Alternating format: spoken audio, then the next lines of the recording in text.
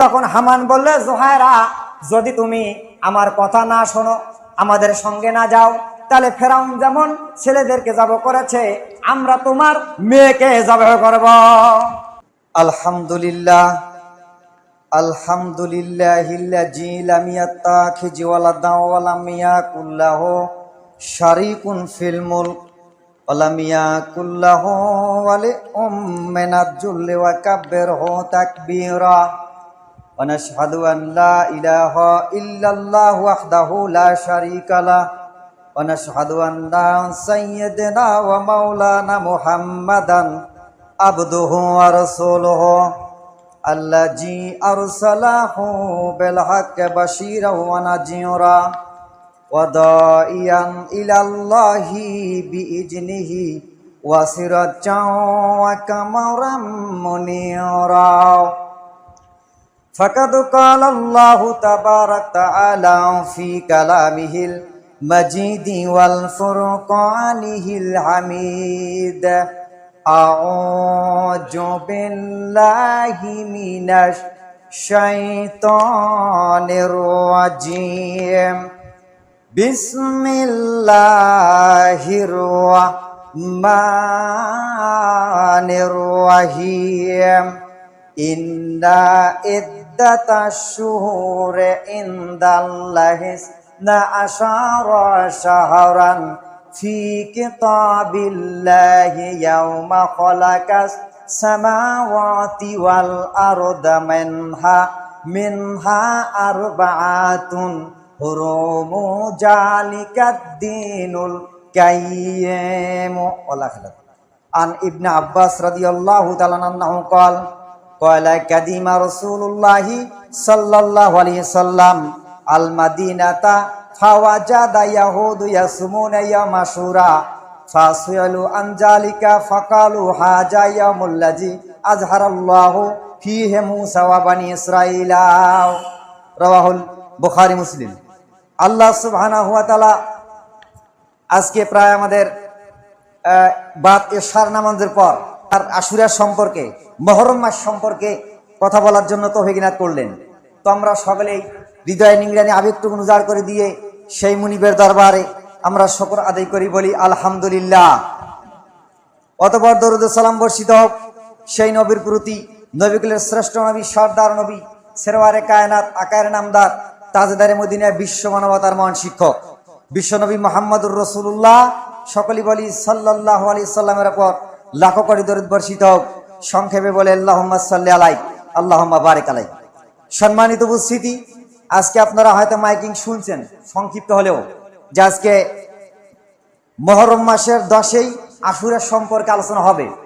এটা শুধু আমরা আজকে এই নতুন করে নয়, এটা আজকে আমাদের এখানকার যিনি মাথার মুকুট ছিলেন মাওলানা মরহুম আতাউল্লাহ সরকার, উনি এই প্রতিষ্ঠান, এই জিনিসগুলা, এই দিবসগুলো তিনি চালিয়ে গিয়েছেন।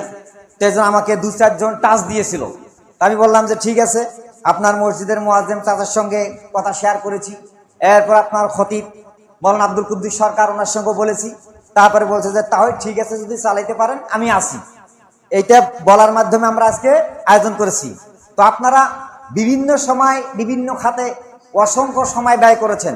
আজকে অন্তত 2টা ঘন্টা এই জন্য সময়টা ব্যয় করেন, আপনাদের উপকার হবে। কেউ কোনোদিন বিরক্ত হবেন না, কারণ এই জিনিসগুলো শিক্ষণীয় বিষয়। তো যাক, আমি ভূমিকায় বেশি কথা বলবো না। আমি আপনাদের সামনে কোরআনে কারিম থেকে সূরা আত-তাওবার 36 নম্বর আয়াতে কারিম পাঠ করেছি। নবীজির অসংখ্য হাদিস থেকে একটা হাদিস নিয়ে এসেছি, দেখি কতদূর যাওয়া যায়। ওমা তাওফিক ইল্লা বিল্লাহ। তো এখানে সরাসরি যেটা মূল আলোচনা, আজকে যে রাতটা, আজকে রাতটা বৃহস্পতিবার, দিবাগত রাত, জুমার রাত। অনেকেই বলে যে, অনেকে কিন্তু এই জিনিসগুলো জানে না। অনেকে মনে করে যে জুমার রাত, শুক্রবার রাত হচ্ছে, শুক্রবারের দিন পার হয়েছে রাতটা ওইটা। আসলে ওইটা না, বৃহস্পতিবার দিন পার হয়ে গেল, আজকের রাত হচ্ছে জুমার রাত, খুব গুরুত্বপূর্ণ রাত। আবার এই রাতের মধ্যেই মানুষের সপ্তাহের আমলগুলো আল্লাহ পাকের কাছে পৌঁছে যায়, বলেন সুবহানাল্লাহ। সেই রাতটা পেয়েছি। আবার এই জুমার দিন সম্পর্কে আল্লাহ রাসূল বলছেন এক হাদিসে, খায়রু ইয়ামিন তালাত আলাইহিস শামসু মিন ইয়াউমিল জুমা। আল্লাহ রাসূল বলছেন যে পূর্ব দিকে সূর্য ওঠার দিনগুলো শুরু থেকে প্রত্যেক দিন সবচেয়ে জুমার দিন শ্রেষ্ঠ দিন, বলেন সুবহানাল্লাহ। সেই জুমার দিনের রাতে আমরা আজকে এই আশুরা সম্পর্কে আলোচনা করব। তো এই সূরা তওবার 36 নম্বর আয়াতে কারিম আল্লাহ পাক এখানে বলছেন, ইন্না ইদ্দাতাশ শুহুরি ইনদাল্লাহি ইসনা আশারা শাহরা ফি কিতাবিল্লাহি ইয়াওমা খালাকাস সামাওয়াতি ওয়াল আরদ মিনহা আরবাআতুন। আল্লাহ বলতেছেন এর অর্থ যে নিশ্চয় আল্লাহ পাক আসমান জমিন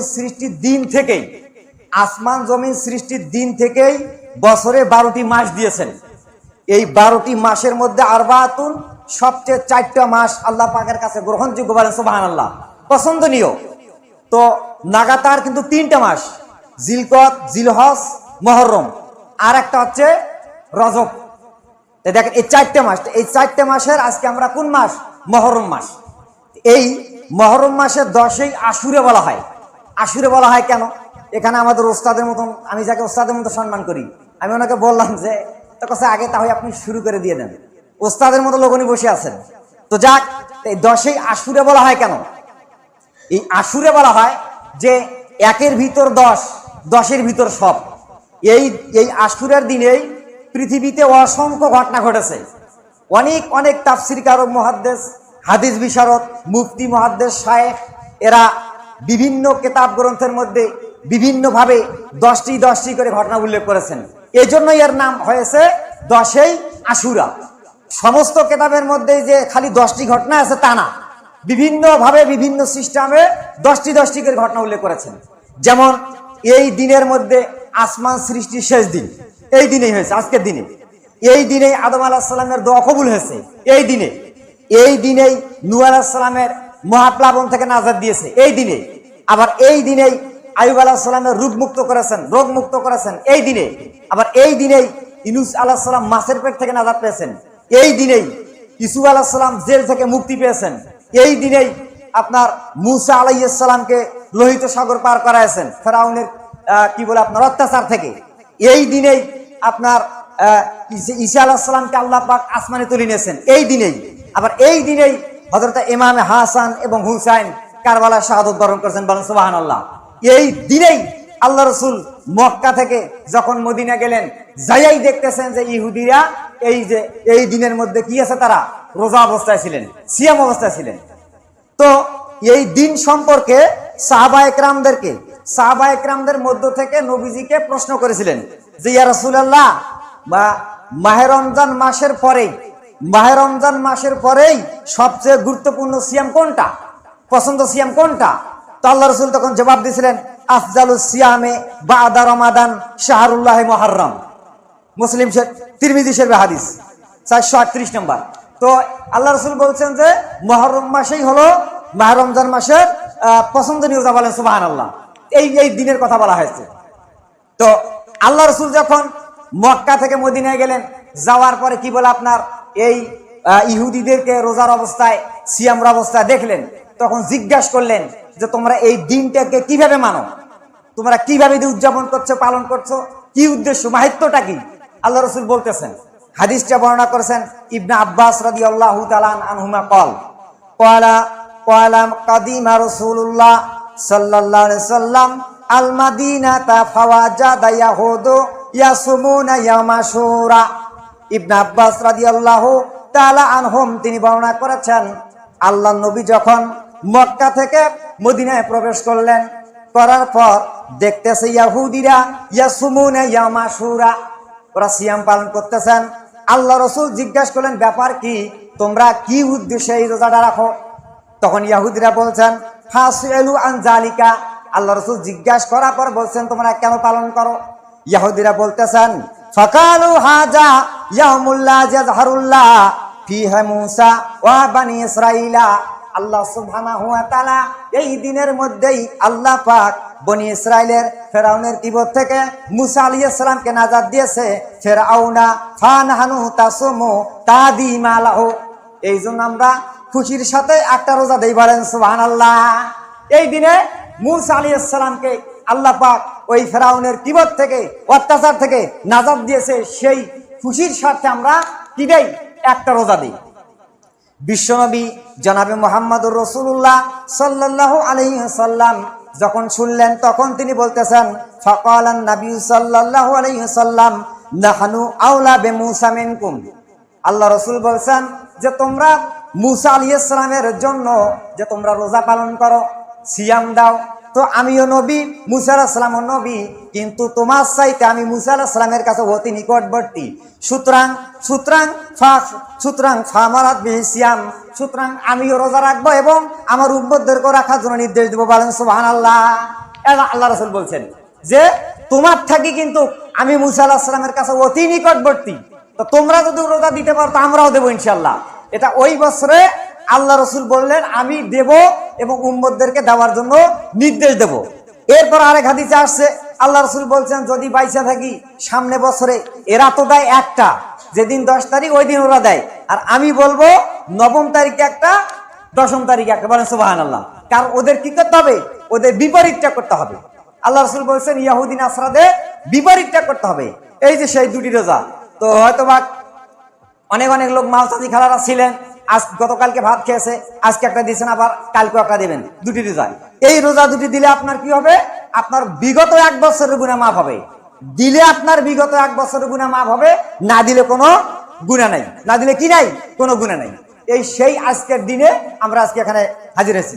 তাহলে এই দিনের মধ্যে পৃথিবীতে অসংখ্য ঘটনা ঘটছে, তন্মধ্যে বিভিন্ন মুফাসসির, বিভিন্ন মুহাদ্দিস এই 10টি করে ঘটনা উল্লেখ করেছে। তো আমি আপনাদের সামনে যে হাদিসটা নিয়ে এসেছি, এই হাদিস দিয়ে শুরু করবো ইনশাআল্লাহ। তো মূসা আলাইহিস সালামকে কিভাবে আল্লাহ পাক এই বনি ইসরাইলের কিবত থেকে নাজাত দিলেন? তো ইতিহাসের কিতাবের মধ্যে আছে মূসা আলাইহিস সালামের ঘটনা কিন্তু সূরা কাসাস থেকে শুরু। মূসা আলাইহিস সালামের ঘটনা, মূসা আলাইহিস সালামের ইতিহাস আল্লাহ পাক সবচেয়ে কোরআনে কারিমে বেশি তুলে ধরেছেন। তো ইতিহাসের কিতাবের মধ্যে আমি পেয়েছি যে বনি ইসরাইল সম্প্রদায় জাতির মধ্যে একটা লোকের নাম ছিলেন কাসাস। এটা ইতিহাসের কিতাবের মধ্যে আমি পেয়েছি কাসাস। এই কাসাসের ছেলে ছিলেন 2টা, একটার নাম ছিলেন ইমরান, একটার নাম ছিলেন বাশার। তো ইমরানের আবার ছেলে ছিলেন 2টা, একটার নাম মূসা আলাইহিস সালাম আর একটার নাম হারুন আলাইহিস সালাম, কাসাসের নাতি। আর বাশার যে ছেলেটা, ওই বাশার ছেলের নাম ছিলেন কারুন। ওই কারুন আসছে মূসা আলাইহিস সালামের চাচাতো ভাই। ইতিহাসের ঘটনা আর কি। তো কারুনকে আল্লাহ পাক অসংখ্য সয় সম্পদ ধন দৌলত দিয়েছিলেন। প্রথম অবস্থায় তিনি তাওরাতের উপর ঈমান এনেছেন, মূসার কথা মেনেছেন, চলছেন। পরবর্তী যখন আল্লাহ পাক তাকে অসংখ্য ধয় সম্পদ দিলেন, তখন কিন্তু আস্তে আস্তে আস্তে কি হয়ে গেল? অহংকার হয়ে গেল। তিনি তখন আর ওই আল্লাহর হুকুম, নবীর হুকুম এগুলি না মেনে অহংকার অহমিকতা করে তিনি জীবনযাপন করা শুরু করলেন।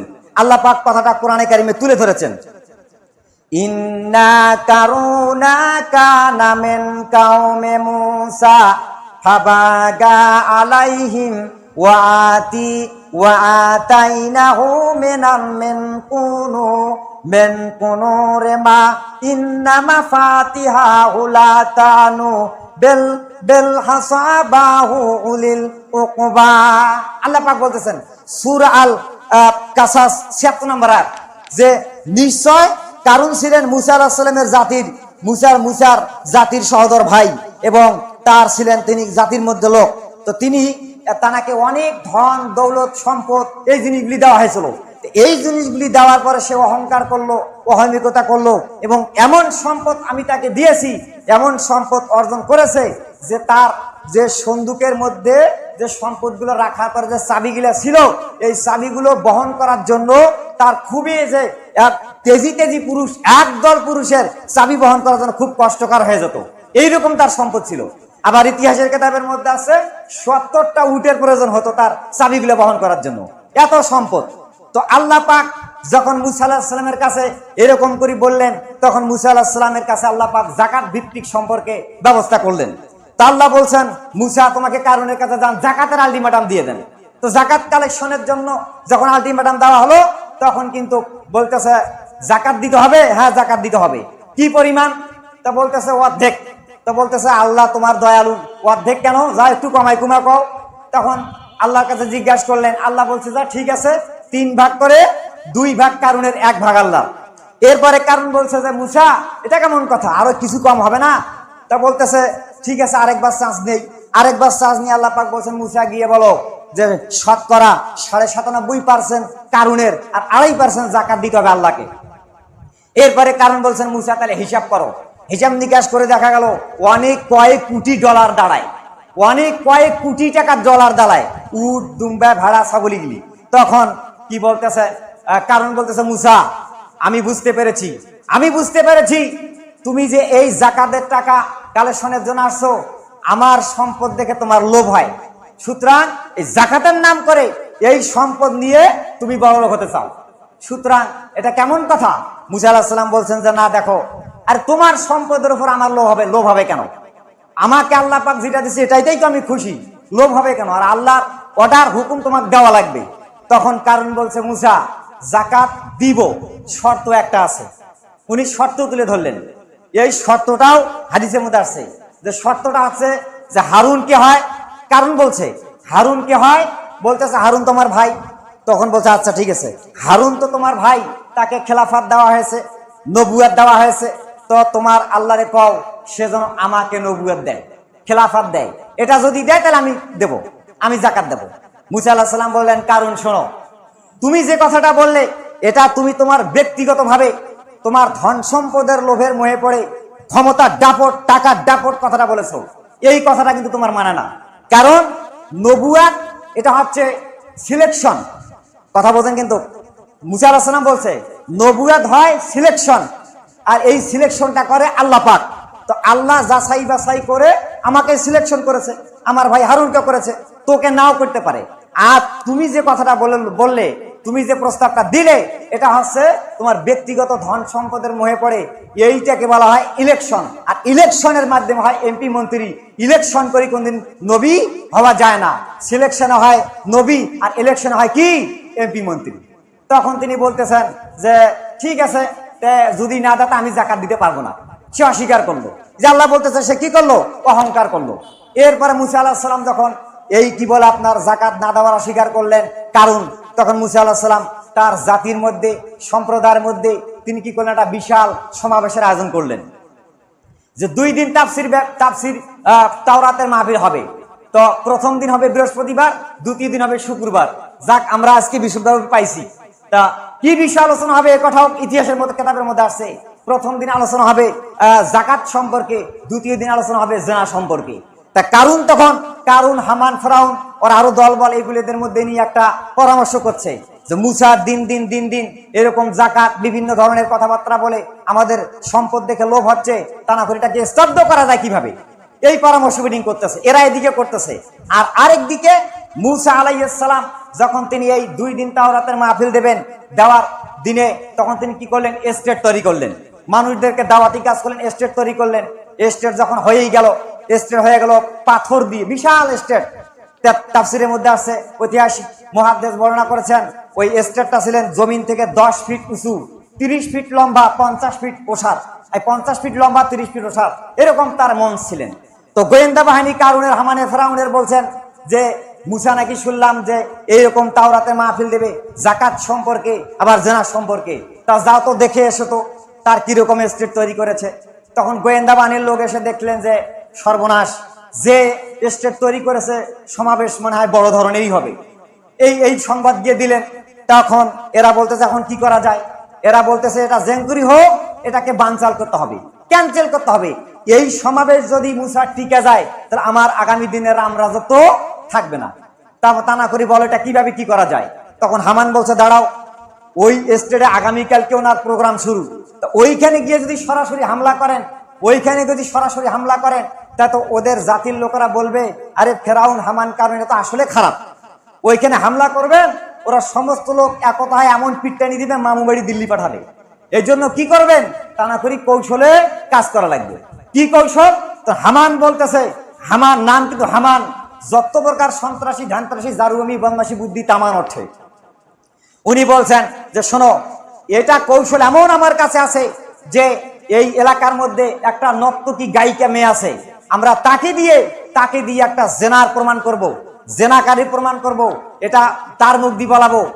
যে প্রোগ্রাম তো দূরের কথা, ওই প্রোগ্রামের মঞ্চের লোকেরাই শেষ পর্যন্ত তাকে কি করবে, তাকে জুতা মারবে, নিক্ষেপ করবে।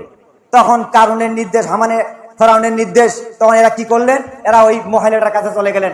মহিলাটার নাম পাইছি আমি, নাম তার জোহায়রা, বয়স 22 বছর। এরপরে তার কাছে গেলেন, গিয়া বলছেন জোহায়রা তোমাকে সরকারি নির্দেশ, তোমাকে আমার কাছে যেতে হবে, তোমাকে একটা কাজ করা লাগবে। তো উনি প্রথমে অস্বীকার করলেন যে না আমি পারবো না। কেন? যে আমি একজনের কাছে 3 দিন আবদ্ধ হয়েছি, পারবো না। তা বলছে আরে 3 দিন হয় না, কয়দিন হোক, তোমাকে কত টাকা দেবে, আমার কথা যেতেই হবে, সরকারি নির্দেশ যেতেই হবে। কত না আমি পারবো না।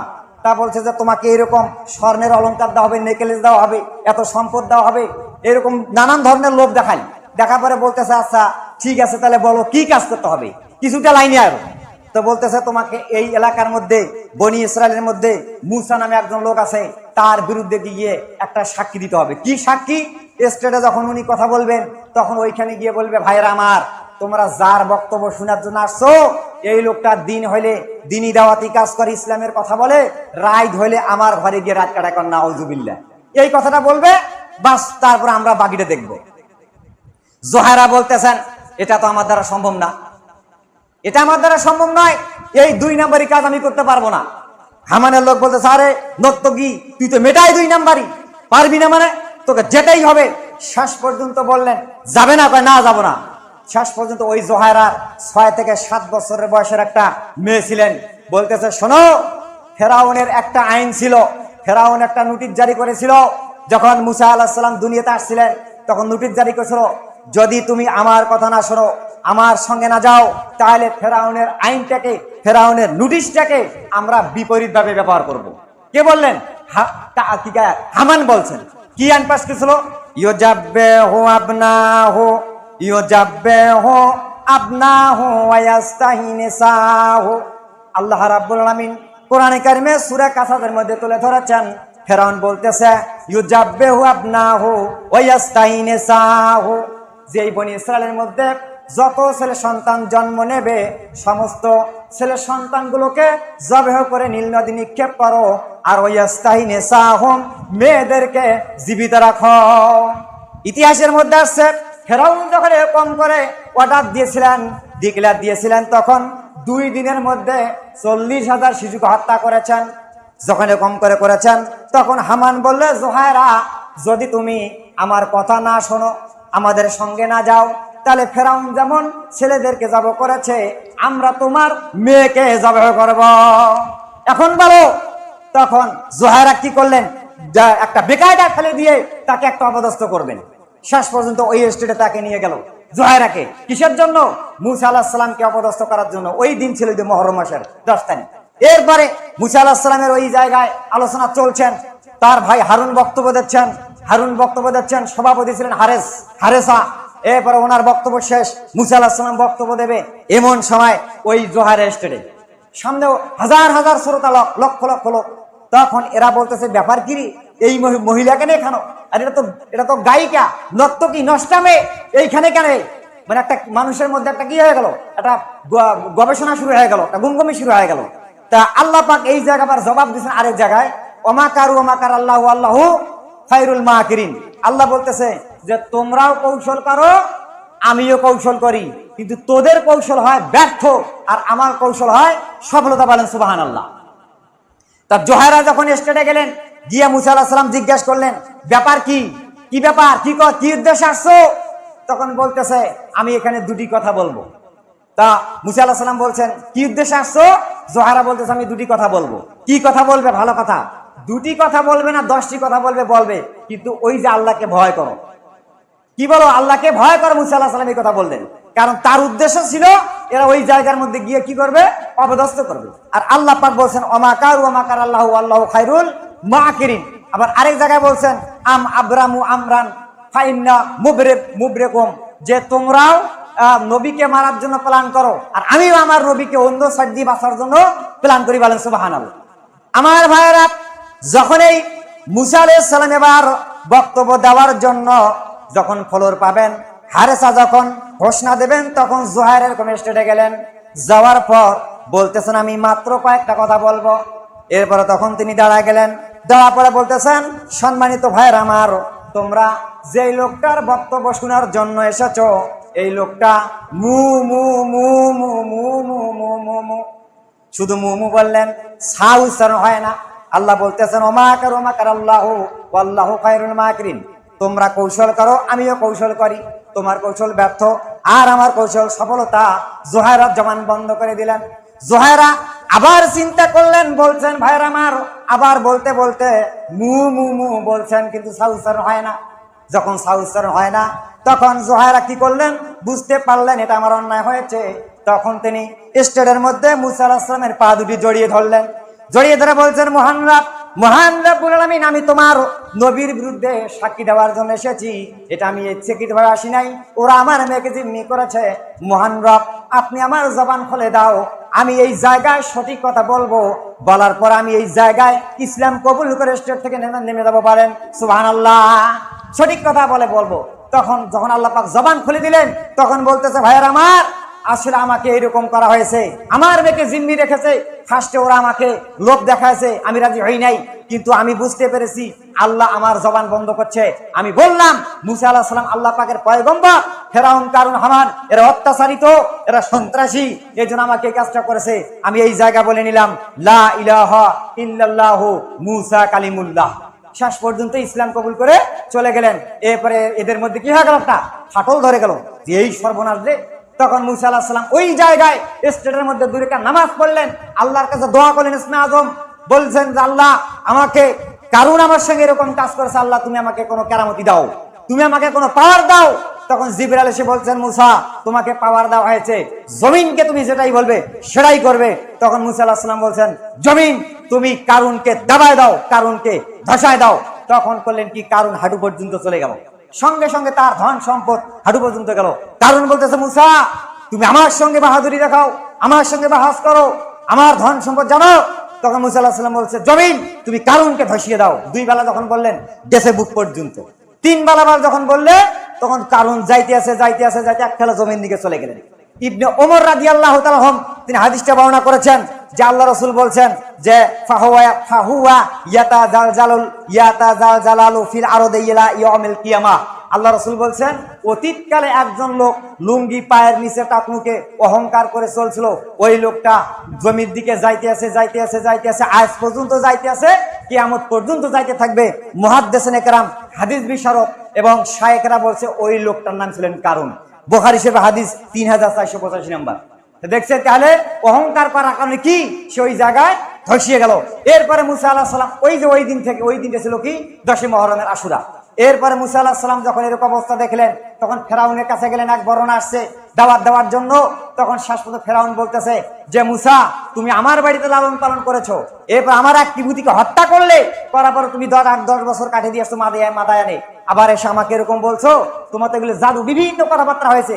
হওয়ার পর শেষ পর্যন্ত মুসা আলাইহিস সালামকে ওই কি করবেন, ফেরাউন কিন্তু তাড়া করবেন। আল্লাহ পাক তখন জবাব দিচ্ছেন সূরা ওই কি বলে আপনার সূরার মধ্যে ঘটনাটা তুলে ধরছেন। আল্লাহ তখন এই করলেন যে, হে মুসা, এরা তোমার বিরুদ্ধে যখন বিশাল আকার কিছু করেছে, তুমি এক কাজ করো, আমার এই মোমেন বান্দা আর মোমেন বান্দিদেরকে নিয়ে তোমাকে রাতের মধ্যে এখান থেকে ভাগতে হবে। বলেন সুবহানাল্লাহ। তোমাকে পালাইতে হবে, কারণ এরা তোমার বিরুদ্ধে যা ষড়যন্ত্র করেছে, তোমার এই মুহূর্তে এই জায়গায় থাকা কিন্তু তোমার সম্ভব নয়। আল্লাহ পাক বলছেন, ওয়াআওহাইনা ইলা মুসা আন আসরি বিইবাদি ইন্নাকুম মুত্তাবাউন। আল্লাহ রাব্বুল আলামিন মুসা আলাইহিস সালামকে বললেন, মুসা রে, তুমি আমার বান্দাদেরকে নিয়ে তুমি রাত্রি বেলায় ওখান থেকে কেটে পড়ো, তুমি বেরিয়ে পড়ো।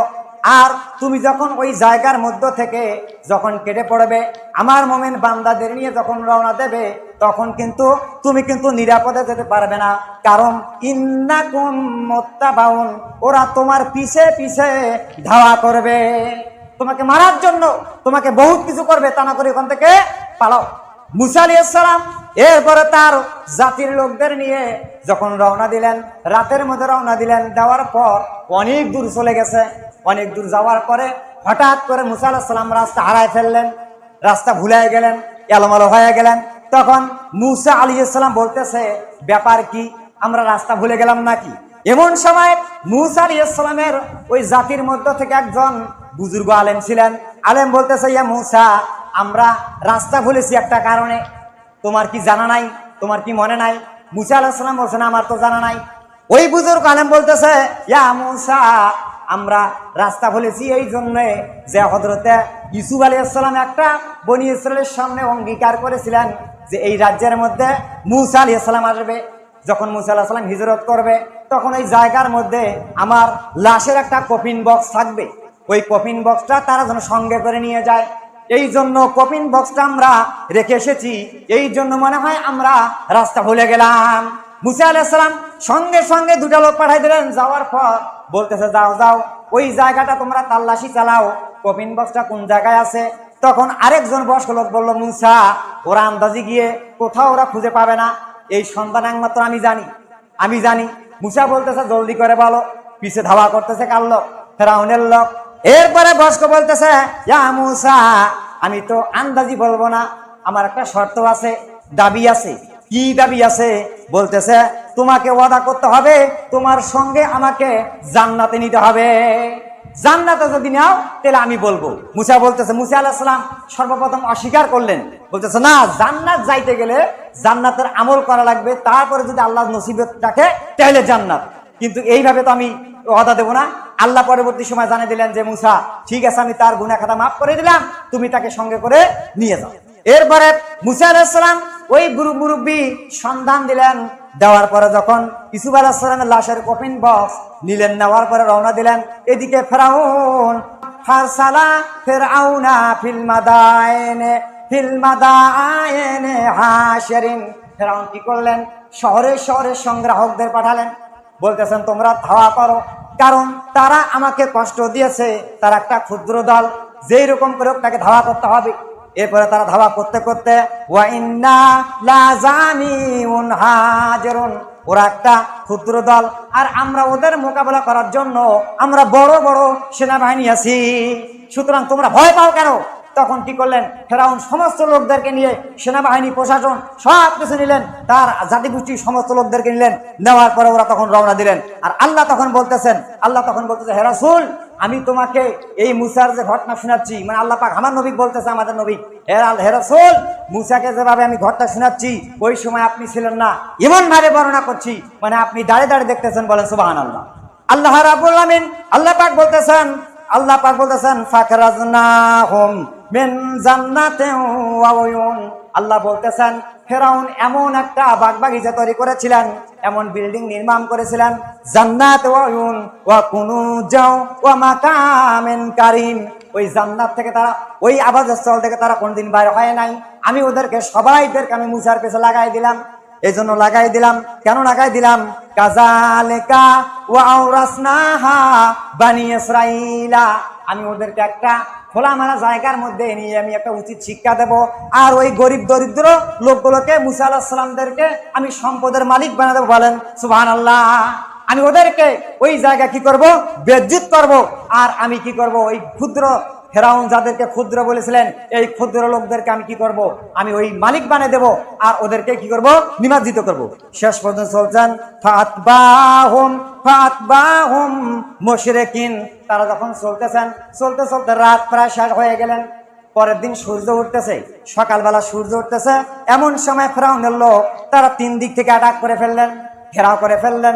যখন ঘেরাও করলেন তখন মুসা আলাইহিস সালামের লোকেরা বলছেন, ফালাম্মা তারা আল জামানে ক্বালা আসহাবু মুসা ইন্না লা মুদরাকুন, মুসা বলল, ও মুসা আমরা তো পাকড়াও হয়ে গেলাম, ধরা পড়ে গেলাম। ডান দিকে ফেরাউনের পুলিশ বাহিনী, বাম দিকে ফেরাউনের র‍্যাব বাহিনী, পিছনে ফেরাউনের সেনাবাহিনী, সামনে হলো লোহিত সাগর। হয়তো এখন ওদের সামনে সারেন্ডার করতে হবে, নয়তো বা ওই সাগরে ঝাঁপ দিয়ে আমাদেরকে আত্মহত্যা করা লাগবে, আমরা পালাবার তো রাস্তা নাই। মুসা আলাইহিস সালামকে যখন এইরকম করে বলতেছেন, তখন মুসা আলাইহিস সালাম বলছেন, ক্বালা কাল্লা, কখনো নয়, ইন্না মাই রাব্বি সায়াহদিন, আমি যার রসুল, আমি যার নবী, আমি যার পয়গম্বর, ওই আল্লাহ সুবহানাহু ওয়া তাআলা আমাদেরকে অবশ্যই রাস্তা দেখা দেবে। বলেন সুবহানাল্লাহ। আল্লাহ পাক কি করেন? মুসা আলাইহিস সালাম ভরসা করলেন কার উপর? আল্লাহর উপর। আর মুসা নবীর উম্মতরা ভরসা করছেন কার উপর? মুসার উপর। কারণ যদিও সাহাবী হোক আর নবী হোক, ডিফারেন্স আছে। নবীর কানের থেকে সরাসরি কার কাছে? আল্লাহর কাছে। আর সাহাবায়ে কেরামরা যত বড় ইমানদার হোক, তারপরও মনের মধ্যে একটা কি ভয় কি থাকেই।